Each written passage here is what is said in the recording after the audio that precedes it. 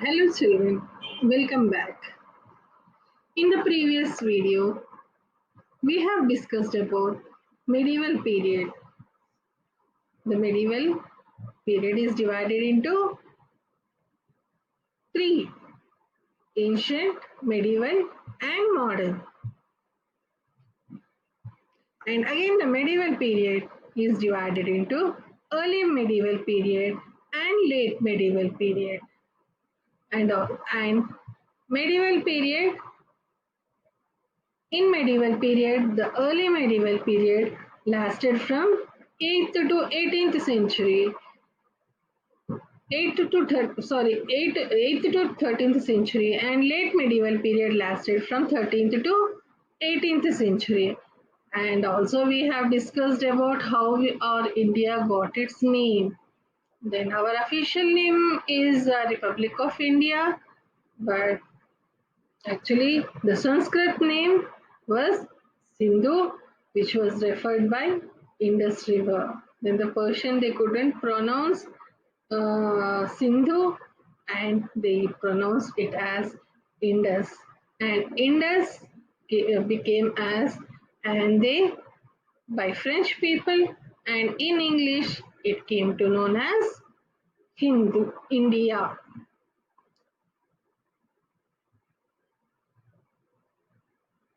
And we have also seen the um, historical developments in India in the field of art, languages, culture, religion, etc. So now we are going to study about the sources of medieval period. There are two sources of medieval period. They are archaeological sources and literary sources. For these children, for this period, we have both archaeological sources and also more of literary sources, because during the medieval period, many kings ruled our India. So we have archaeological sources like coins, monuments. Many monuments were built during the archaeology, during the medieval period. We have artifacts, objects, coins we have. And what is this numismatics? Numismatics means it is the study of coins. On the coins, the face of the ruler will be seen, and also from which time to which time he has ruled the kingdom, and inscriptions also we can see. And we have more literary sources because there was availability of paper. Now, some of the archaeological sources during the medieval period are temples, mosques, forts, and palaces. See this These are the few sources. Coins, we can see many number of types of coins.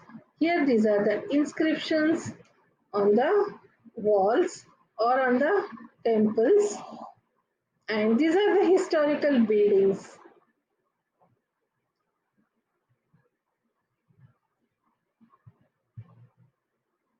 These are the monuments. Mosque. This is the Jaipur.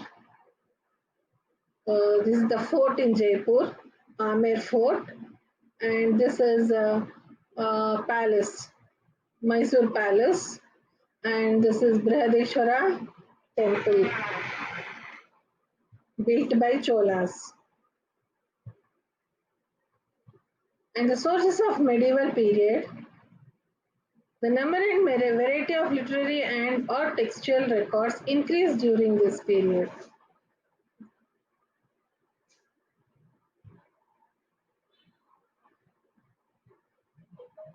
Sales and traders transactions were also recorded because we have many records.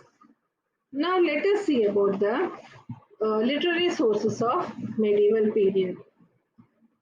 They are travelogues, chronicles, autobiographies, and biographies. During the medieval period, many famous travelers visited India. Their travelogues inform us about the places they visited and the observations and the meetings with the loyalty and the common people. They have recorded everything. And the famous travelers were Al-Biruni.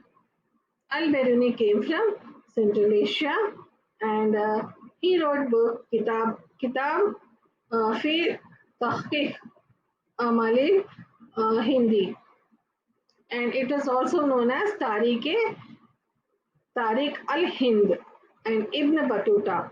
He traveled from his birthplace, Morocco, to visit India during the rule of the Tughlaqs. He wrote the book Rihla. The meaning of Rihla is travels. And Abdul Razzaq. He visited the kingdom of Vijayanagara and wrote about the Vijayanagara Empire. And we have chronicles. What are chronicles? They are the chronicles or the written records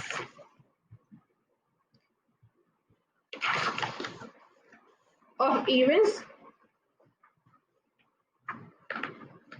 The written records of events arranged in order in which they happened. So the famous or some of the important chronicles of the medieval period are Rajatarangini. It was written by Kalhana and it is about the history of the kings of Kashmir. Tarikh-e-Feroz Shahi, it was written by Ziauddin Barani and it is a record of the history of the sultans of Delhi till the reign of Feroz Shah Tughlaq.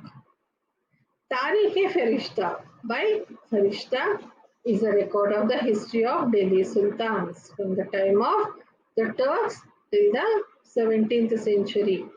And Khazainul Fatah and Tughlaqnama, written by Amir Khusro. It tells about the reign of Khaljis and Tughlaqs. About the Khaljis and Tughlaqs, we study in Delhi Sultanate. Autobiographies and biographies. What is an autobiography? It is the history of a person's life written by the person himself or herself. And the biography is a story of a person's life which is written by someone else. Now, a few examples of these autobiographies are Futuhat e Feroz Shahi by Feroz Shah Tughlaq, Babarnama by Babar, and Tuzokh Jahangiri by Emperor Jahangir. And few important biographies of medieval period are Prithviraj Raso by Chand Bardai gives valuable information about the life and adventures of the Chauhan ruler Prithviraj Chauhan. Humayun Nama was written by Gulbadan Begum. It gives a detailed account of the reign of the Mughal Emperor Humayun. Akbarnama. It was written by Abul Fazl. Informs us about the events of Emperor Akbar's reign. Tarikh Sher Shahi by Abbas Sherwani is the biography of Sher Shah. And with this, we come to the end of the lesson, children. Thank you.